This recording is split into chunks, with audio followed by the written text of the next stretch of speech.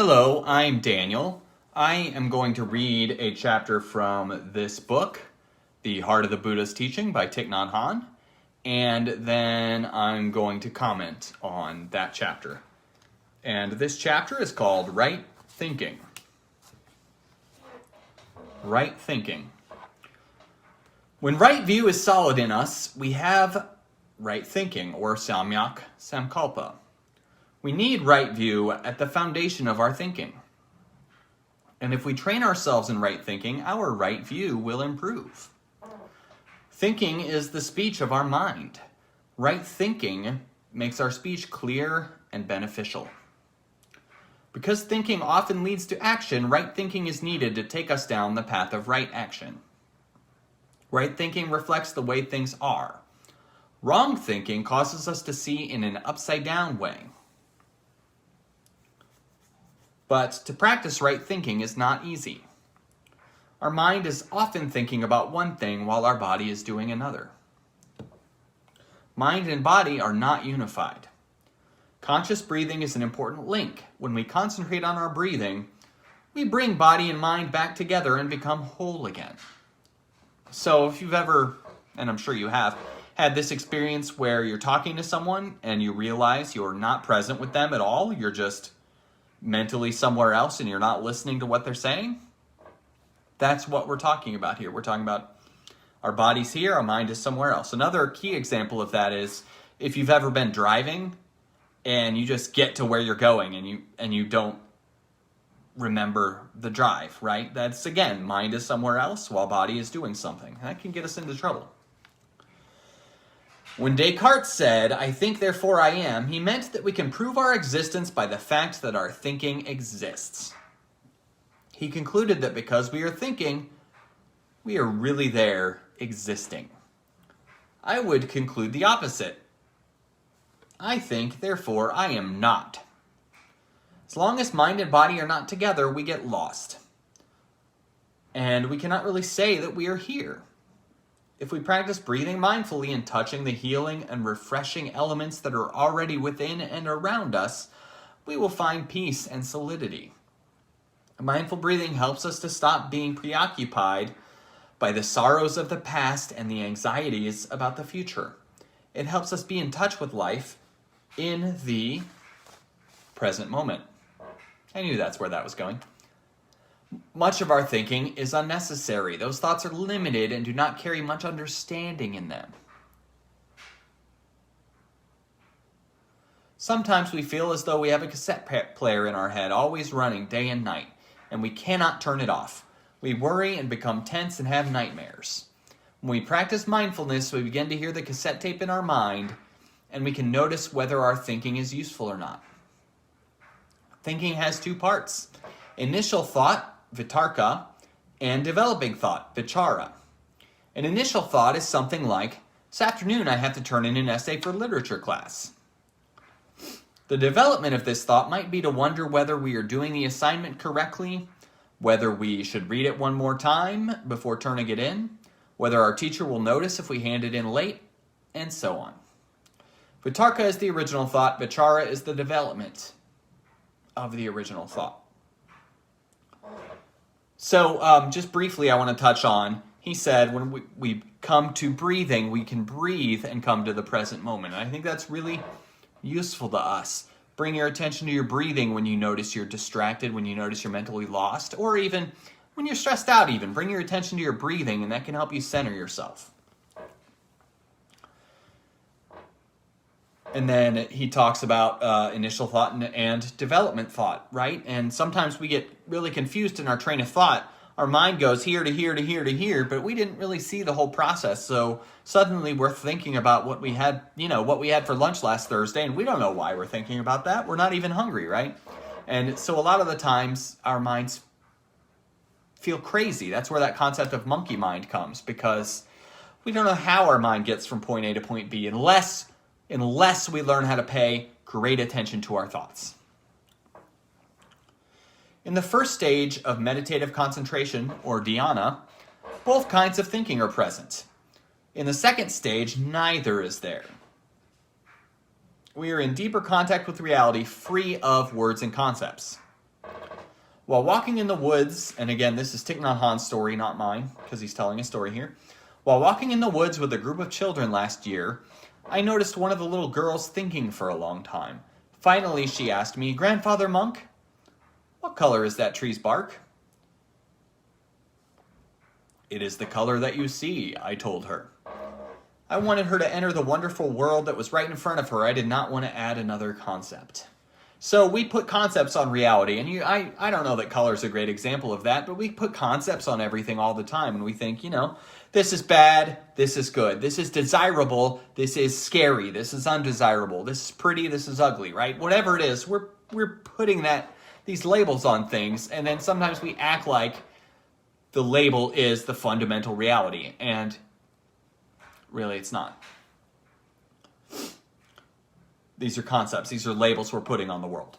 There are 4 practices related to right thinking. I really like this part.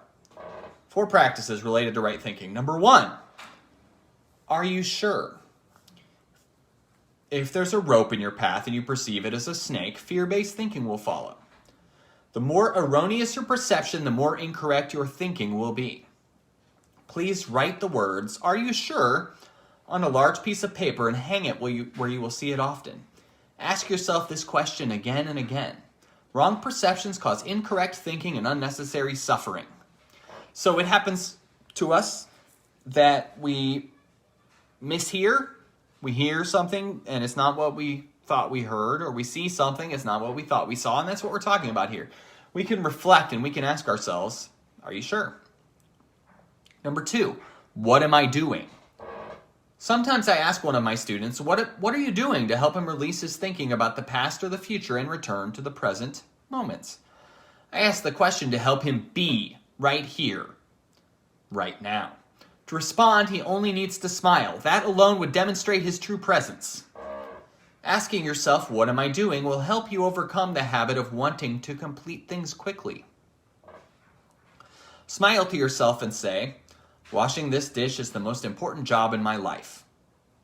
When you ask, what am I doing, reflect deeply on the question. If your thoughts are carrying you away, you need mindfulness to intervene. When you are really there, washing the dishes can be a deep and enjoyable experience. But if you wash them while thinking about other things, you are wasting your time, probably not washing the dishes well. If you're not there, even if you wash 84,000 dishes, your work will be without merit. Emperor Wu asked Bodhidharma, the founder of Zen in China, how much merit he had earned by building temples all over the country. Bodhidharma said, none whatsoever. But if you wash one dish in mindfulness, if you build one small temple while dwelling deeply in the present moments, not wanting to be anywhere else, not caring about fame or recognition, the merit from that act will be boundless and you will feel very happy. Ask yourself, what am I doing often? When your thinking is not carrying you away and you do things in mindfulness, you will be happy and be a resource for many others. That is true. We can bring mindfulness to any activity. Any activity can be made sacred by bringing mindfulness to it. Even washing a dish, even cleaning the litter box, even talking to others. If we can bring mindfulness to anyone and become a resource for many others. We can do that in many situations. Number 3 is hello habit energy. Hello habit energy. We tend to stick to our habits, even the ones that cause us to suffer. Workaholism is one example. In the past, our ancestors may have had to work nearly all the time to put food on the table. But today, our way of working is rather compulsive and prevents us from having real contact with life. We think about our work all the time and don't even have time to breathe. We need to find moments to contemplate the cherry blossoms and drink our tea in mindfulness. Our way of acting depends on our way of thinking, and our way of thinking depends on our habit energies. When we recognize this, we only need to say, hello, habit energy, and make good friends with our habitual patterns of thinking and acting. When we can accept these ingrained thoughts and not feel guilty about them, they will lose much of their power over us, and right thinking leads to right action. So habit energies, what are that? It's just that we sometimes react instead of acting. We sometimes just do things and we don't think about what the best course of action is. And a lot of the time we just do things because it's what we've always done. So sometimes we will respond to questions with aggression because it's what we've always done. Or we will respond with jealousy because it's what we've always done. These are habit energies, and what we want to learn to do is make choices about how to respond to things. Respond instead of react, or act instead of react. So that's what we're talking about here. Number 4 is bodhicitta, or mind of love. Our mind of love is the deep wish to cultivate understanding in ourselves in order to bring happiness to many beings. It is the motivating force for the practice of mindful living. With bodhicitta at the foundation of our thinking, everything we do or say will help others be liberated. Right thinking also gives rise to right diligence. So what is this bodhicitta thing? It's just that our motivation is to create a better world for ourselves and others. It's a positive mindset that underlies all of this. And I think it's important to include ourselves in this as well. We want to be kind to everyone, including ourselves. We want to spread love to everyone, but also don't forget to love yourself. Very important. The Buddha offered many ways to help us transform troublesome thoughts. One way, he said, is to replace an unwholesome thought with a wholesome one by changing the peg. Just as a carpenter replaces a rotten peg by hammering in a new one, if we are constantly assailed by unwholesome patterns of thought, we need to learn how to change the peg and replace those patterns with wholesome thoughts. The Buddha also likened unwholesome thinking to wearing a dead snake around your neck. Gross.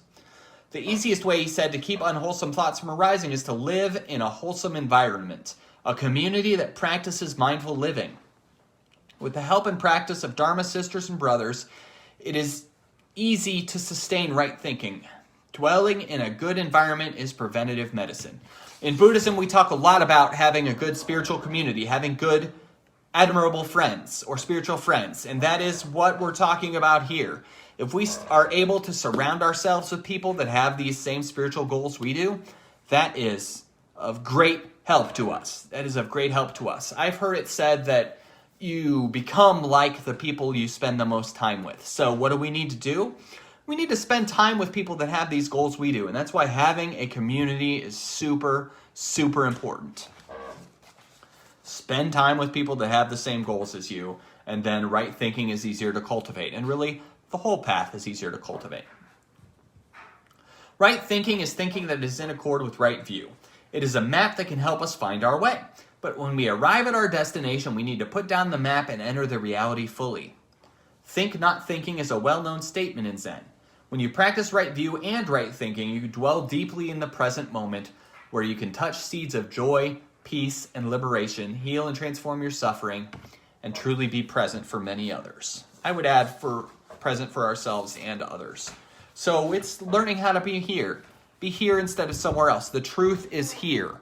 Awakening is here. It's not somewhere else, so we need to be here to get to it.